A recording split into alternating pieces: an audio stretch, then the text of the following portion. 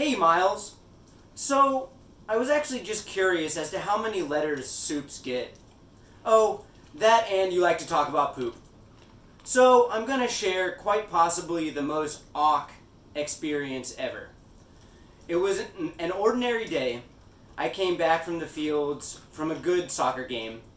The whole day I'd been drinking water from a 5-liter jug, filled at my house but not purified, for the kids at the field, but I was so thirsty I gave up.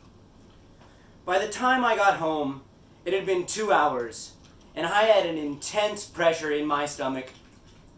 My host mom and sister were engrossed in a telenovela. Well, the bathroom and the TV room are adjacent. There was no wall from floor to ceiling to block noise.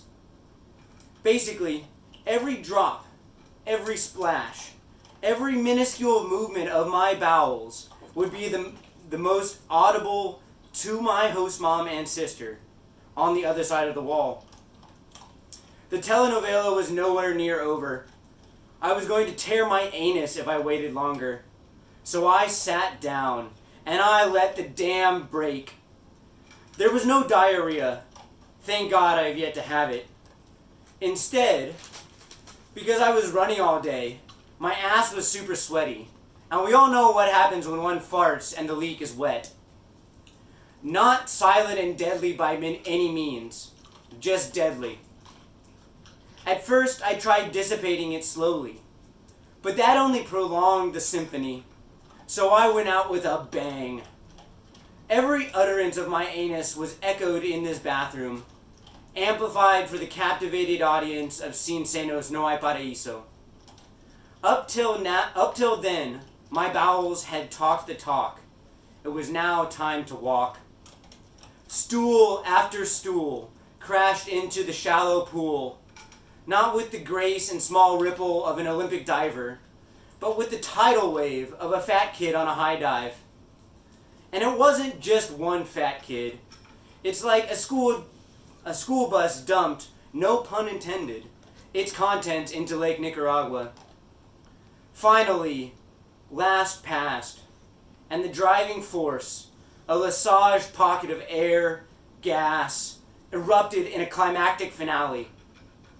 During this whole ordeal, I was painfully conscious of my own unwilling audience.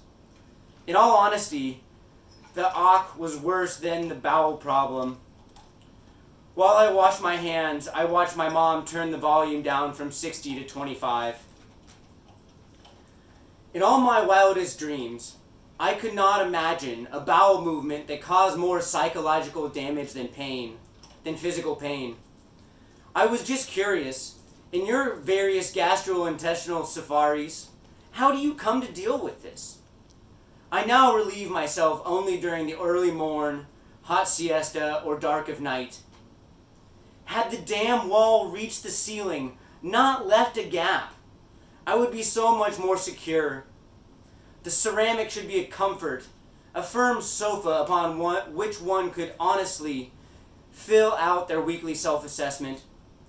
Rather, it has become a jail, where I grab at the stone walls, counting down the time until my release from this daily torture.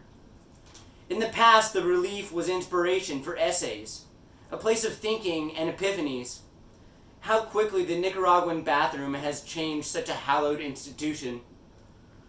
The solitary oasis, my escape from others into my private stall, nothing but a mirage in this Central American sun. My host mother has stopped forcing beans onto my plate. I believe it is for the good of both of us. Well, Miles, every night I dream of poop was once used to describe you. I hope this story tickled your fancy. By all means, feel free to write back. I am most open to advice, even if it will only apply for a short while longer. By far, this is one of my strangest letters, but by the same token, it is among my strangest stories. I hope this finds you in good humor and even better health. Roger Howe. P.S. Do not think any stranger of me or my route. I was stuck with insane inspiration to write this. By no means is this an accurate representation of my psyche. Thank God. Que le vaya bien.